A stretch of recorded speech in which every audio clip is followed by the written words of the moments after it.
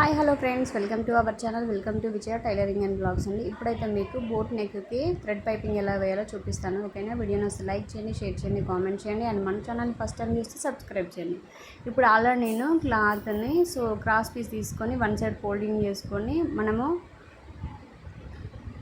గల్లకైతే నేను అటాచ్ చేశాను. ఇప్పుడు మనము ఎక్కడైతే అటాచ్ చేసామో స్టిచ్ ఉంటుంది కదా, అక్కడ థ్రెడ్ పెట్టుకొని ఈ థ్రెడ్ అనేది రెండు పాదాల మధ్య ఇలా ఫిక్స్ అవ్వాలండి. వీడియోలో చూపిస్తున్న విధంగా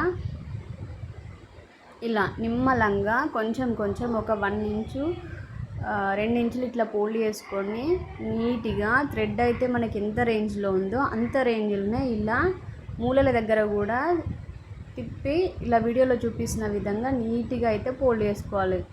మూలల దగ్గర కొంచెం టైం పడుతుంది, కానీ మనం ఏం చేయాలండి, ఇక్కడ సూది కిందికి దించి కొంచెం కొంచెం పాదం పైకి లేపుతూ థ్రెడ్ ఎంత రేంజ్లో ఉందో అంత రేంజ్లో వచ్చేటట్టుగా మనం పైపింగ్ అయితే వేయాలండి.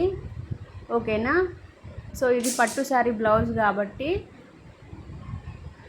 మనము ఇంకొక సైడు హెమ్మింగ్ చేసుకోవాలి.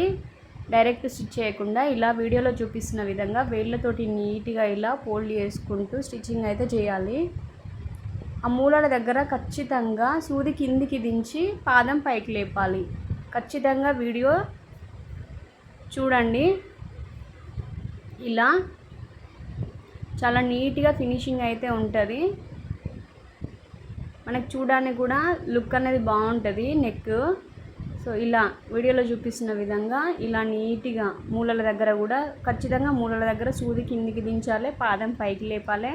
మనం ఎక్కడైతే పైపింగ్ కుట్టి మళ్ళీ ఆపి ఇంకొక దగ్గర స్టార్ట్ చేస్తాం కదా, అప్పుడు కూడా సూది కిందికి దించాలి ఖచ్చితంగా, లేకపోతే కరెక్ట్ షేప్ అనేది రాదు.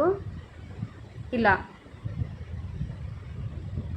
చాలా ఓపికతో వేసుకోవాలండి. లేట్ అయినా పర్లేదు, నీట్గా వచ్చేటట్టు చూసుకోండి. చూసారు కదా ఎంత పర్ఫెక్ట్ వచ్చిందో. నేను ఇలా ఎక్స్ట్రా ఏమన్నా దారాలు ఉంటే నీట్గా కట్ చేసుకోండి. ఇంకొక సైడ్ ఇలా హెమ్మింగ్ చేసుకోండి. స్టిచ్ వేయకుండా హెమ్మింగ్ చేసుకుంటే మనకి ఇది పట్టు శారీ బ్లౌజ్ కాబట్టి చాలా బాగుంటుంది. ఓకేనా?